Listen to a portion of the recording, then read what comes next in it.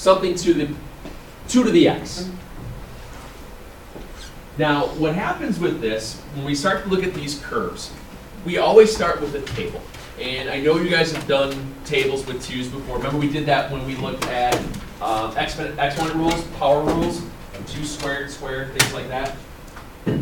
So if I'm looking at something like this where y equals 2 to the x, and I'm going to start picking values of my x, y table for rough sketching, we usually picked out values of x, -2, -1, 0, 1, and 2. You guys remember doing stuff like that when you look at it on both sides of the y-axis to see what's going on? It's a very common way to start your graphing. So if I go 2 to the -2, what is that? 1/4, right. 2 to the -1 is 1/2. 2 to the 0, 2 to the 1, and 2 squared. Okay. So what happens here is we start to look at a curve.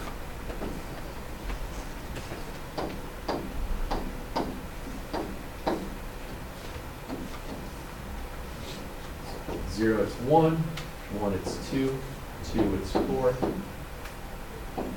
and then it's just working its way down. Bless you. Will I ever get to 0? No. Will I ever get below 0? No. Is there a lower boundary then?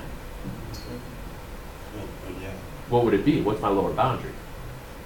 If the lower boundary would be 0, so I know that I'll have an asymptote at 0 here. We have an asymptote. Now when I say a horizontal asymptote, is that an x equals 0 or y equals 0? Good. It's a y equals 0. So we have a y equals 0 because it's always going to approach it, but you can always get closer and closer and closer to it without getting there. Now, think about this. Is there going to be a vertical asymptote anywhere? No. It's infinite. It's continuous to the right. It's continuous to the right. Well, it's actually continuous to the left also, but there's no upper boundary. There's that lower boundary. There's a floor, but there's no ceiling. It's like open air camping.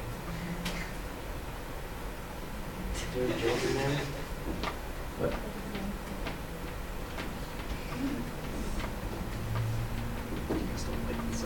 So this was just weird that there's a picture of you of a picture of you. Oh yeah, I saw that. It's funny. It is funny.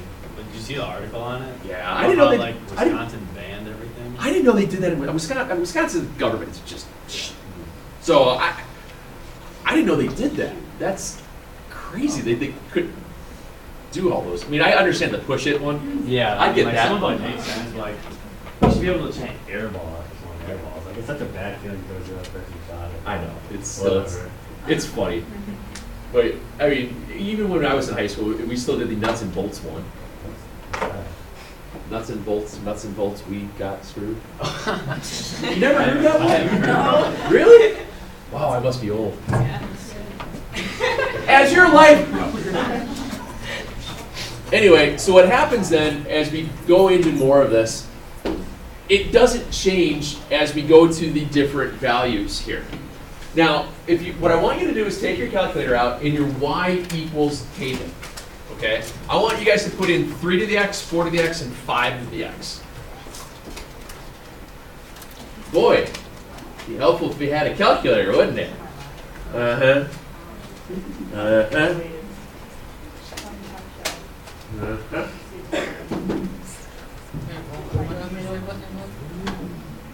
3 to the x, 4 to the x, 5 to the x. No, Okay, 3 different y equals parts. Sorry, I should have said it that way.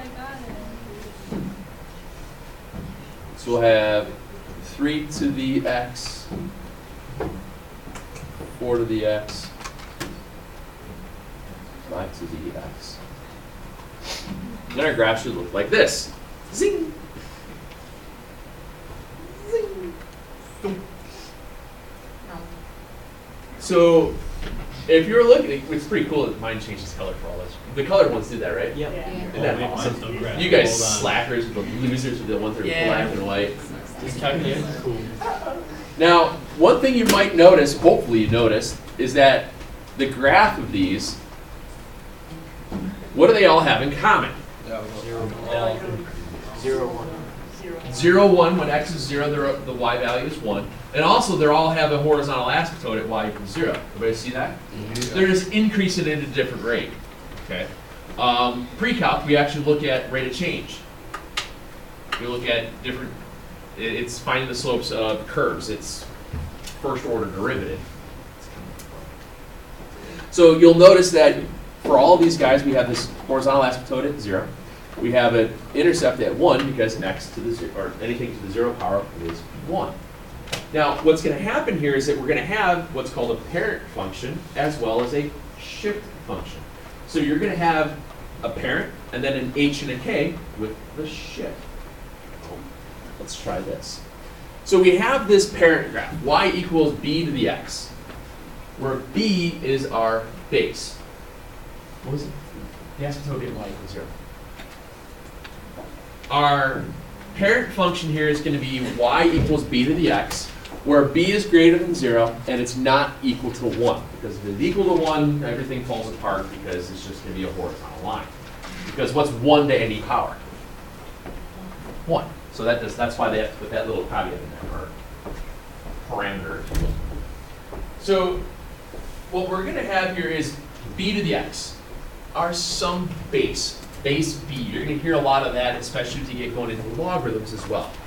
We know that y equals b to the x is going to have a horizontal asymptote at 0. When it's just this, there's always a horizontal asymptote.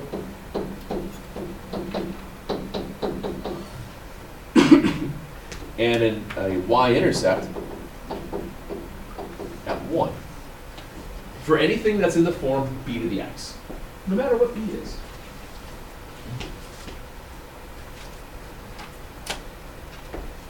But what we're going to do is look at it in terms of a shift.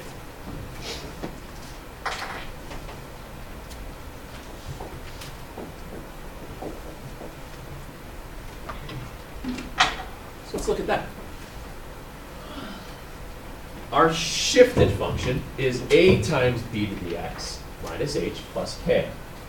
Y equals a. A lot of times you'll see it written with a dot between there. A times b to the x minus h plus k. Where h and k stands for your horizontal and your vertical shift. So h is in the exponent and k is not. Correct. H is in your exponent, k is not. Usually this might be thrown in parentheses, sometimes as well in the book. But yeah, the k will not be part of that. And they put this a times b, a lot of times with the dot in between. What this just means is there's some scalar times your base raised to an exponent, and then plus k. What do you think the k does? Moves you up and down. Okay. Your k value is going to move you up and down. Wasn't there a question like that in the final? Yeah. I thought there was. Yeah. Yeah, there was one with it was a square root function or something like that, where you just moved it to h and k. Yeah, it wasn't Yep. too hard to figure out. No. And that's, I know we didn't do a ton of h and k stuff, but I know we did enough of it that you guys should be dangerous on it. Yeah, I forgot to say that in finals, man. What was a relatively large curve for you guys? Just so you know. You're welcome. Yeah. I don't remember off the top of my head. But I did find out that there were the two questions I had to pull out of there because one of them had the answer. Remember, their answer was repeated twice? Well, that was the answer. And then the other one was, nobody in here caught on to until I went through the test later on. Because I was looking at it, I'm like, why did everybody get this question wrong? Well, one of the questions on the back page had the completely, totally wrong possible answers. Nobody in here figured that out. So I think at that point in time, you guys were like, screw it, I'm picking C. And it was pretty funny because I can run the analysis on it to see how many people, like what percentage, what questions you guys got wrong. And I'll usually just run it and just do like, instead of percent, I'll just do count how many you got wrong. So 34 of you guys took the final, and I saw that like 32 people got one question wrong. I'm like, yeah, the answers didn't match up to the question at all. It was just completely, totally wrong. And so I had to rescore everything with that question pulled out, so you guys didn't have to worry about it. So I wound up in your final only being out of 48. But if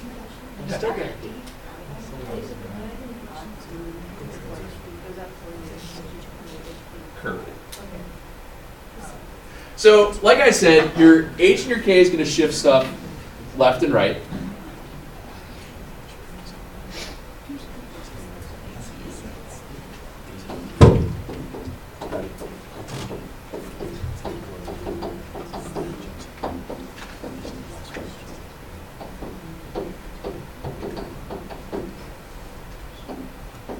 What do you think A is going to do?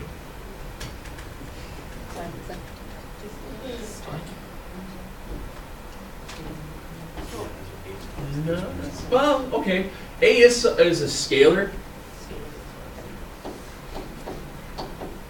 but it also does direction. For example, if we did -1 times 2 to the x, order of operations would tell me I'd have to go 2 to the x first and then multiply it by -1. So all that would just been reflected. And it would have been. What do you mean with P? Yeah. Yep. Yes. Except scalars was here with E. What's that? I thought scalar with an A, 2 A's.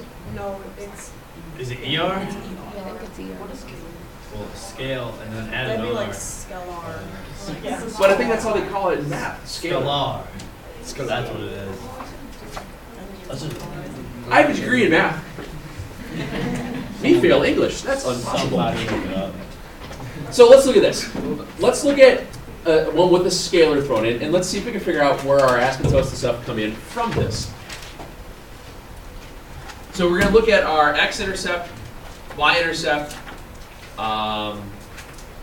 graphs, all that kind of stuff. Asymptotes, everything. A lot of times when we get into these types of problems that have A, H's, and K's, or A, B, H's, and K's, if you will, I like to take an extra second or two to go ahead and label what I have. The reason that I do that is so that I can always reference it going back and forth. Getting in the habit of doing that is going to be extremely beneficial when we get to like trig. Because the more you know how to label stuff out when we get to graphing trig is a piece of cake. But we need to understand what everything means. Just take a couple of them and send them on up.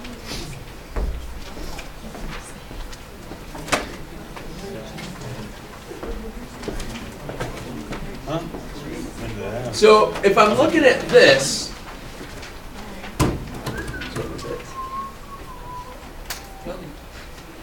Kelly. what's my value of A? It's a half.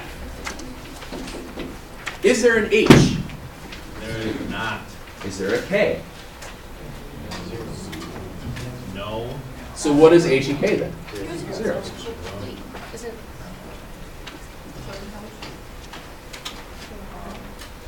So this is going to be one of the ones that we're going to look at via just the scalar.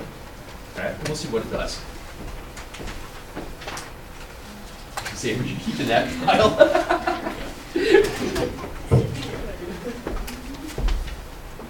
So we go through the same idea. If we look at our table, real easy numbers to work with. So then we have 3 to the -2, so that'd be 1/9 times a half. 1/3 times a half. 1 times a half. 3 times a half. And 9 times a half.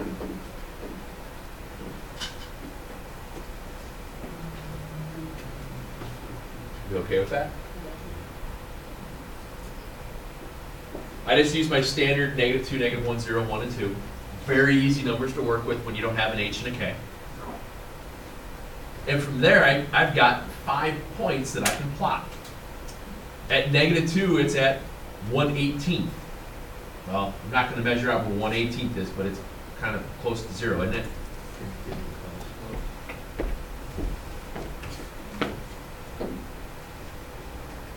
1/6 is more than an 18th, isn't it? A little bit. So maybe just a little bit more than where it was. 1/2 is halfway. 3/2 is how much? 1.5.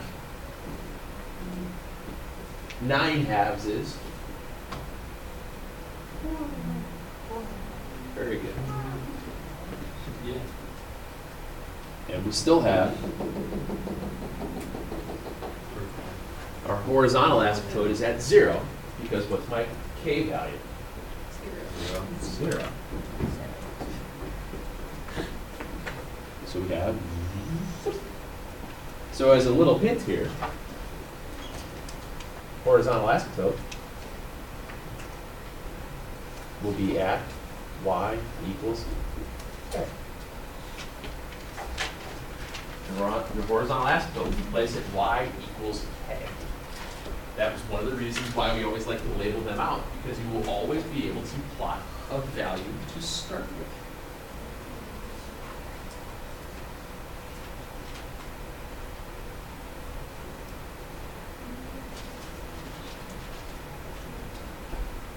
Also, where did we intersect the y, or where was our y-intercept? 1/2. What was our value of a? So our y-intercept is at a.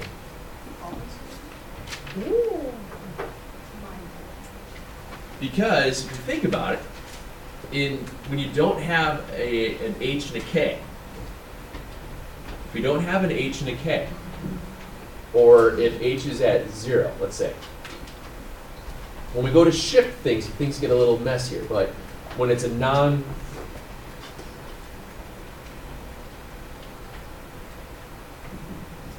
we'll worry about the shift part here in a second, okay? Because if this is 0 without that, what's anything to the 0 power is always what? 1. So this becomes b to the 0, so that's 1. A times 1 will always be a. That's how that works itself through. Okay?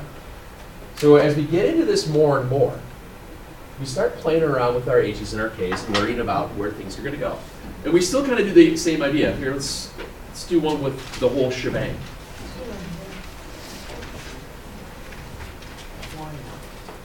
Move this up so we have space.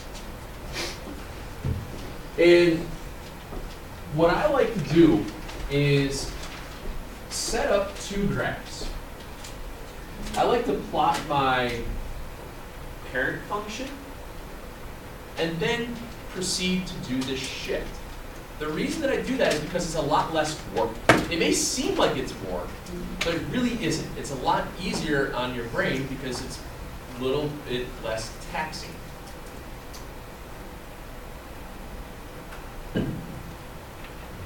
So in this case here, we have y equals 3 times 2 to the x minus 4, x minus 1, all subtract 4.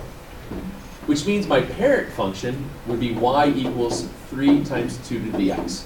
Are we okay with that? Now, if I have y equals 3 times 2 to the x, what's that value's y-intercept?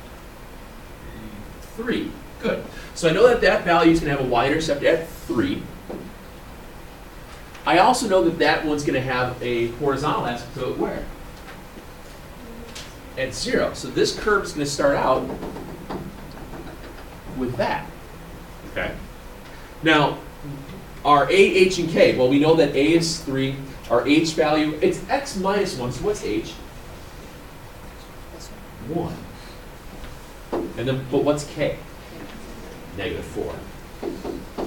Your h values, it's always x minus h, so it's going to be whatever the value, it's, you know, if it's x minus 1, it's 1. If it's x plus 4, it's negative 4. Your k value, since it's plus k, it is whatever sign it is. This one's the opposite sign, just like it was before, okay? So here, I'm going to pick my easy numbers to work with. -2, -1, 0, 1, and 2. I get 3 times 2 to the -2. 3 times 2 to the -1. 3 times 2 to the 0. 3 times 2 to the 1. And 3 times 2 squared. Now, some of these values might pop off the graph real fast because we're dealing with exponential growth, exponential decay. They're generally growing at a rather rapid rate depending upon what the base is. Okay? That's why a lot of times you're not going to see bases that b value really any greater than 4 because they want to be able to fit it in some sort of scale on a graph. Okay? So what's 2 to the -2? It's a fourth. What's 3 times a fourth? 3/4. So I have an ordered pair here at 3/4. So -2 and 3/4. Yeah, for the parent function. The next one would be at 3/2.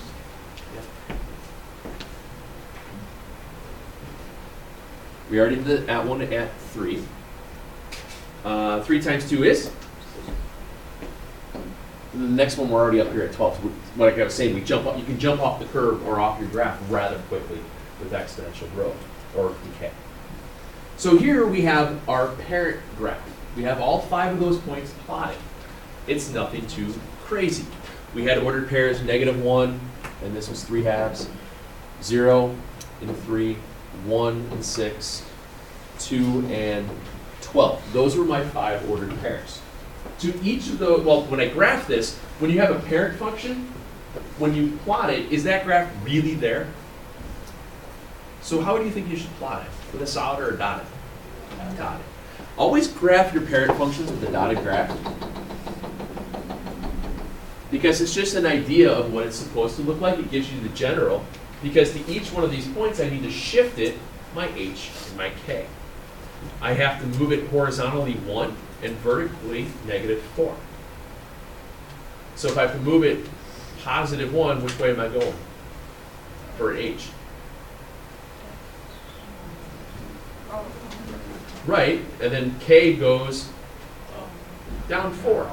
So this is my right 1 and a down 4.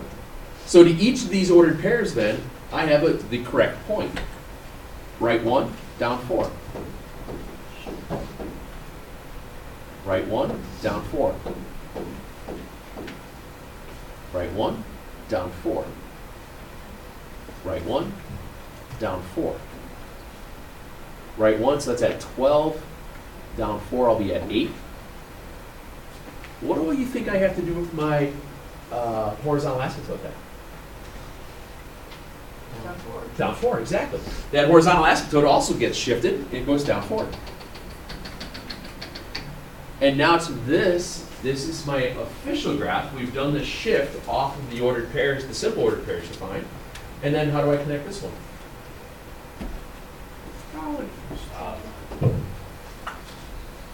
There you go. Yes, ma'am. The horizontal, it shifts, it goes to where your k value is. In a parent function, your horizontal asymptote is always going to be at 0. Your k value is what shifts things vertically. So whatever your value of k is where your horizontal asymptote will wind up at when in the long run. Okay? So what happens then is that you're able to take your generic set that you started with, get your generic ordered pairs, and all you're doing is adding and subtracting your h and k tool. That's really all it is. But it's always easier to do that, to plot the parent and just walk it. Does that make sense? Now, I usually do ask you guys to label out a couple of points. So when we do, we'll get used to this shifting stuff before we start adding all that other junk together, before we do that, okay? Not too scary? And that's the thing. I mean, could you graph straight out into the shift? Yeah, but what I'm trying to get you guys to do is see how things move, because believe me, when we get to shifted trig functions with H's and K's with pi values and all that, it just makes your life easier to know what it looks like to start with before you start calculating movements. It becomes a lot easier. So let's try another one.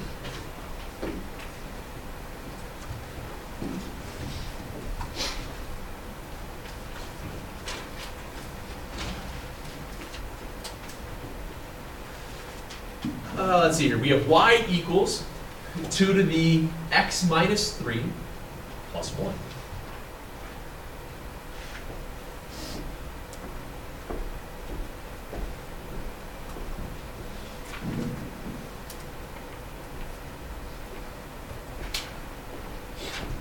So what's your parent function? What's the a value then? 1. Yeah, because if you don't see it out here, it's always 1 times that. Okay? So just remember, because that way it'll help you remember where your intercept's going to wind up at right off the bat. It could be your parent function intercept would be at the a value. So your parent function is going to be y equals 1 times 2 to the x. And then you just go through the setup of plotting those values.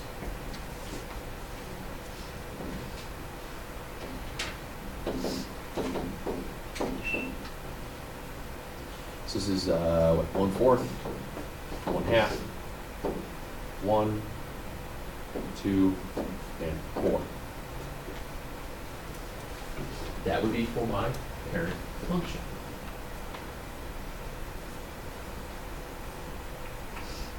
So I plot it. When you plot your parent function, remember, connecting those is always going to be dotted lines because it's not there. It's just there to help you see what your next step will look like. Parent function always has the horizontal asymptote at 0. So we have 1/4, 1/2, 1, 2, and 4.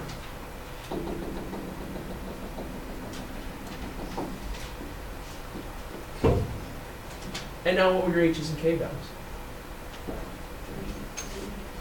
3. So that means each one of those points need to go where and where? Plus 3. Right 3 and Up. up 1. Very good. So all I do now is shift them. Go one at a time. Right 3, up 1. Right 3, 1. Right 3, up 1. Right 3, up 1. And right 3, and up 1. Where does my new horizontal asymptote go? That goes 1. Very good.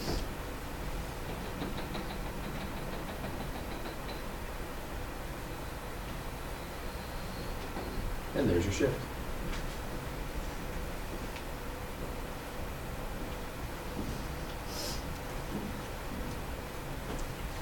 This may seem weird and may seem like it takes a little bit of time, but also traditionally, this chapter is one of your guys' better chapters, even though it's all new material. You tend to do rather well at this stuff. Because this is one of those nice things that there's a process. And if you guys would know the process and understand where the values go, it's a very easy thing to do. It really is. All right. So now let's do one with a b value. Since we have a little bit of time here, let's try and pick one where you have a b value that's between 0 and 1. Pick any b value that's between 0 and 1. 1/2, okay. So if we pick a value of b so it's between 0 and 1, so let's do y equals 3 times 1/2 to the x minus, well, we'll do plus 4. We haven't done one like that yet. Plus 4 minus 3. I don't know, let's make this up. If I do that, and I put that in my calculator, what is it going to look like? Let's find out.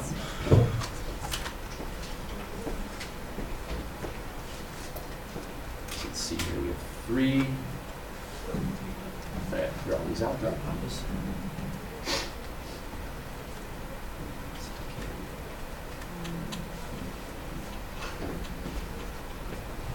Oops.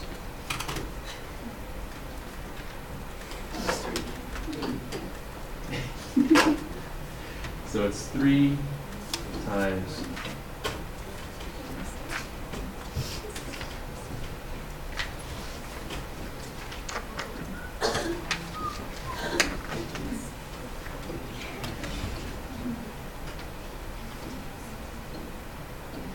when you're putting these things in the calculator, when you have those exponents, don't forget, hit the right arrow to drop out of the exponent. It happens a lot.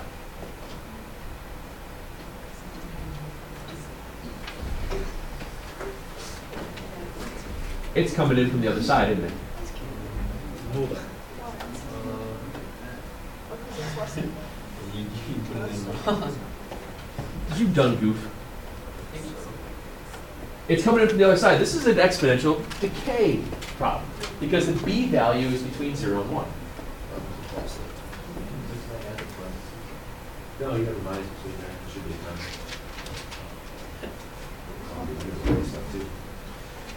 time. I know, minus and times, they're so similar. Yeah. So what happens here, guys, is that what we're looking at here are growth. When b is greater than 1, it's a growth problem. If b is less than 1, but obviously greater than 0, it's a decay problem. You do the exact same things with your graphs. It's just one's going one direction, the other one's going the other. Okay? Growth is increasing from right to left if A is positive. Decay is decreasing, right to left? I'm sorry, from left to right if A is positive. If it's negative, it's flipped. Okay? For example, if you go to this problem here and you still have it in your y equals tab, do you guys know how to insert? Your cursor, if you're blinking on your 3, what I want you to do is try this. Hit second insert and put a negative symbol in there. And then hit graph. Or just go the other direction. It just flips it. Insert is second delete. Okay? It flips it. Mine says error. Just changes the direction. What's up? Mine says error. You put a minus sign, but not a negative sign. Oh. Yeah, you have to use the negative sign, not the minus sign. I like how you know that. What's up? It's reflected, yeah. And that's the idea here, guys. If your A value, when you have exponential growth, if A is positive, your graph is going to be going up and to the right. If A is negative, it should be going down to the right. Whereas decay, if A is positive, it's going like that. And if A is negative, it's doing that. Okay? I think I have my growth backwards. Nope, that's right. I should be right. Yes, we'll just double check myself.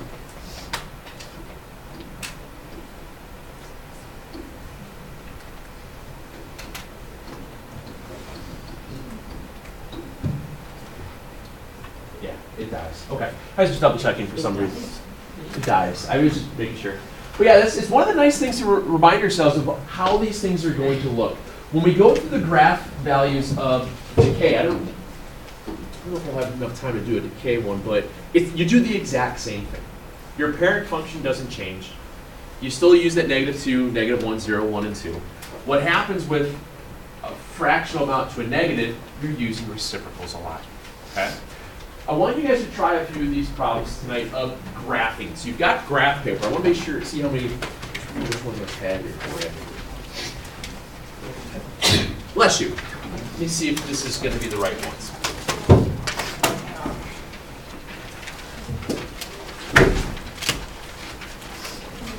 Through 24. Evens, yeah, those are. Yeah, that's fine. Yeah. 8.2 is the same thing. Yeah, those would be good. Those would be good. These first grouping ones are like identifying where your asymptote is and where your intercept is, just by looking at the graph. Okay, or looking at the y equals part. You should be able to apply through that. The other ones are just the 4 graphs of each one. There's 2 of them that are just parent function. And there's 2 of them each that are shifted. And it should not be that big of a deal. Okay. Now, in the graphing part of your, sorry, this is yours, of your shifted stuff, it does ask you to state domain and range. Now, if my curve, if we go back to one of the examples we had here in a second after you guys write that out, the last one we just had where it was in our calculator, I believe, the 3 times negative 2 to whatever, it looked like this, and it had an asymptote at, what was it, negative 3?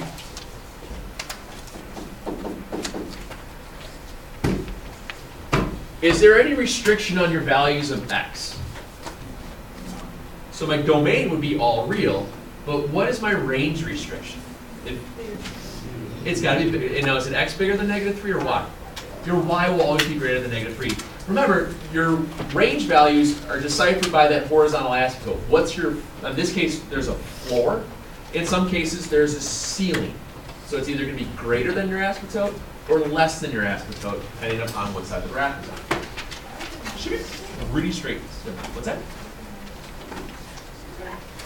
If it's increasing, coming, if it's,